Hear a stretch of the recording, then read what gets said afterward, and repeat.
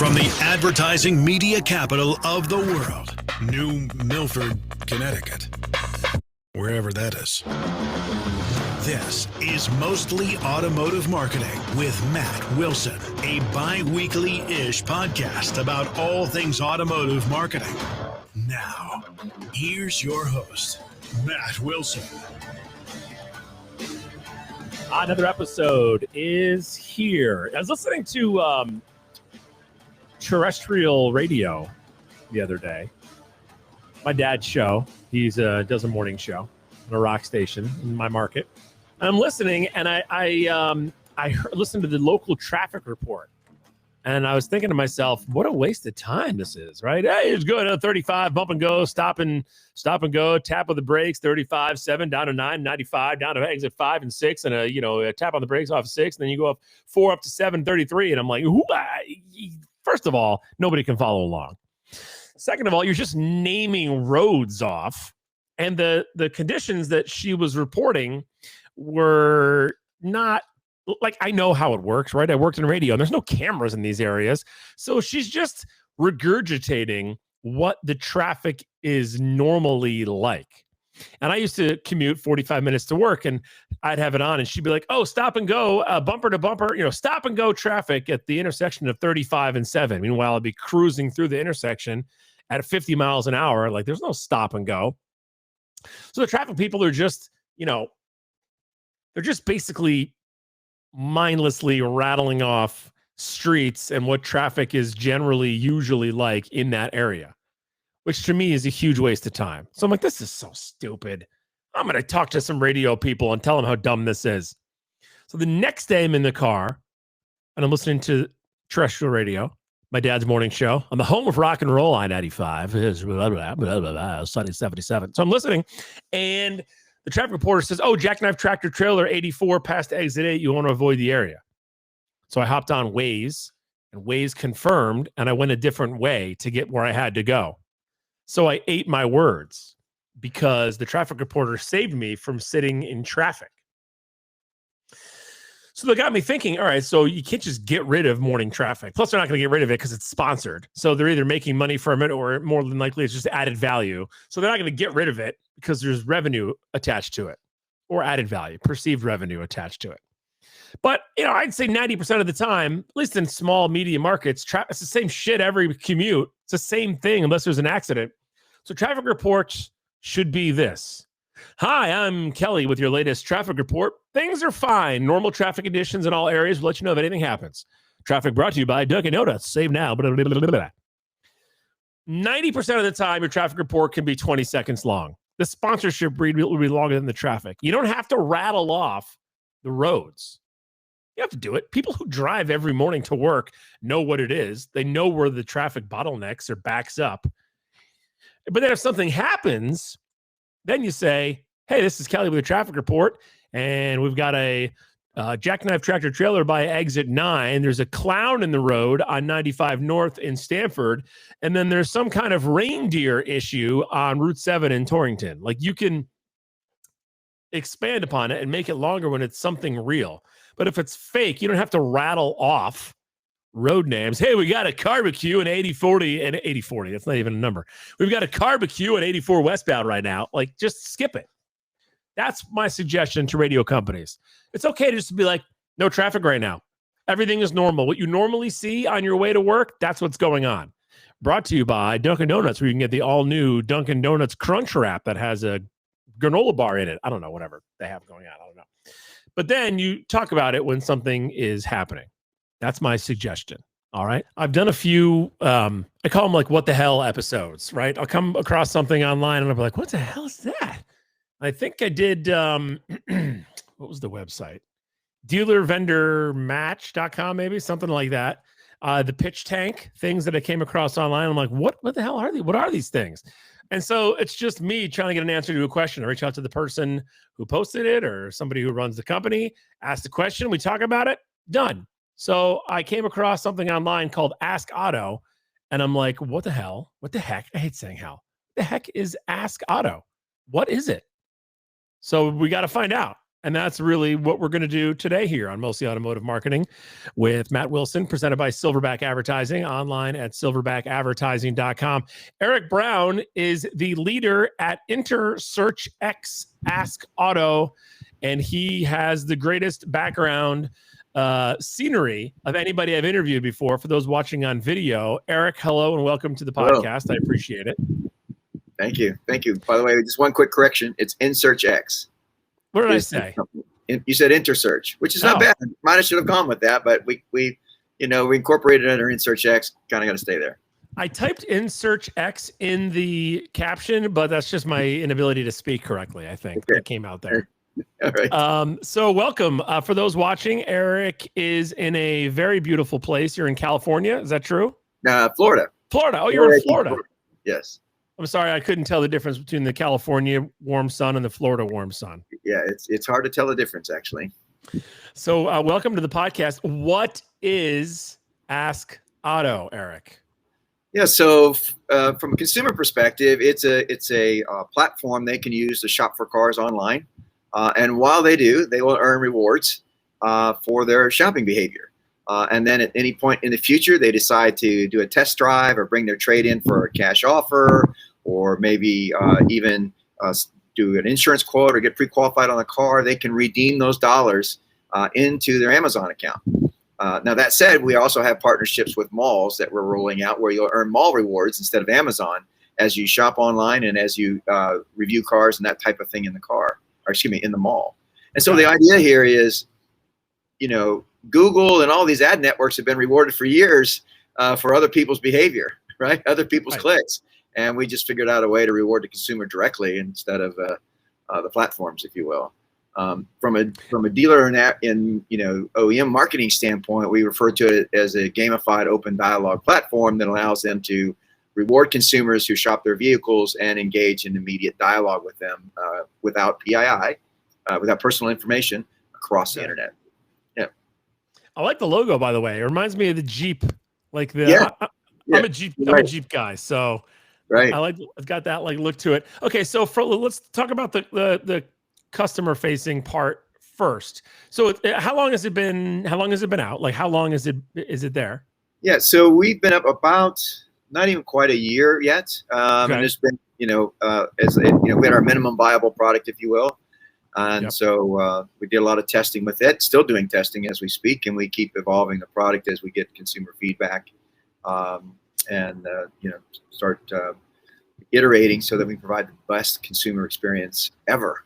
I like that. So does it, okay, so obviously it it relies upon dealers being involved, right? So is it in all markets, certain markets? Like I'm in the New York DMA. What if I go to use it now? Yeah. So right now, today, if you went there, you might be disappointed because you wouldn't find cars. Now that's true even in markets where we have dealers active, they don't have cars. Right. The Toyota dealer has 20 cars on lot, right? So unless you pick one of those 20. But so it's a little anomaly going on right now. But we're actually about to roll out nationally through a partnership with Boingo and also Zoox Smart Data, where when you go into an airport or a hotel, about 5,000 hotels, 33 airports, and you want to use the public Wi-Fi, it'll ask you if you're looking for a car, and if so, ask Otto to find it for you, earn rewards, and get involved that way. So at that point, we will have national inventory coverage. We're in the middle of wiring that up, as they say, and we're excited about getting that launch out. It's about 50 million consumers that will be exposed to AskOtto on a monthly basis. Oh, that's fantastic. So is there a plan to, spread the word and brand it, for shoppers on a consumer standpoint? Correct. 100%. That's step one right there, is getting it out on the Wi-Fi networks nationally. Yep. And again, there'll be a lot of iteration even there, because this will be the first time we've had, other than the traffic with dealers pushed to us from their websites, it'll be the first time we've had sort of a public audience on the platform. So we're excited to get that feedback from consumers. So what's the benefit for dealers, and how are you guys getting dealers excited about it? Yeah. So, the underlying principle of the whole project, if you will, is that consumers always seek the path of least resistance. Right. And we see that all around us, whether it's Amazon, whether it's Netflix, whether it's QR codes today, which we're very active with. And so for dealers, it's about accelerating the path to purchase, rewarding consumers as they go down that path to purchase so that they get to the dealership into a test drive of a vehicle or bring your trade in faster and at a dramatically less cost. Because if the consumer's voluntarily engaging the dealership, then the resistance in the sales process is mitigated, and that just drives down cost, not only for the dealer, but for the consumer as well. There's just no reason for consumers to bounce around to 28 websites when the machines can pull all that in seconds. Yeah. I just bought a car and I bounced around to 28 websites, and the whole process, even for somebody in the business, the whole process was super annoying. Right. And this is the first time I bought a car in a long time. I worked for a dealer group for 7 years, and so I haven't been. Before it was, let me go to the lot and see what we have and what's got some incentives on it, and then I just take that home at the end of the month and say to my wife, "Here's your new car." So this is the first time I've been not on the dealer side. I've been on the vendor side where I bought a car like a consumer, and it's totally not. It's way better to buy it when you work at the dealership. It's a total nightmare. So something like this, I could see the consumer, the process being simpler. Plus, I didn't get any rewards for shopping for my car for 3 weeks. And you should have. A lot of people were rewarded on behalf of your shopping. Not me. A lot of people get a lot. A lot of people got a lot of attribution too, for clicks here and clicks there, and this is what brought him here. And for me, it ended up being about inventory. I ended up buying it from the person who had the car because inventory is tough. I bought a Jeep. So it was a new model that's out. And so it was just all about who had it. The person I wanted to buy it from, local to me, didn't have the car. And so I had to go somewhere else. It wasn't, it was inventory. But with a product like AskOtto, where you're putting in the information. So when a customer goes to the website, what kind of info do they get asked? So there's a couple of things. So one, they can just simply say, "Hey, I know I want a Honda Accord 2015. This is what I want to spend. Here's my trade information. Make that available to dealers around me."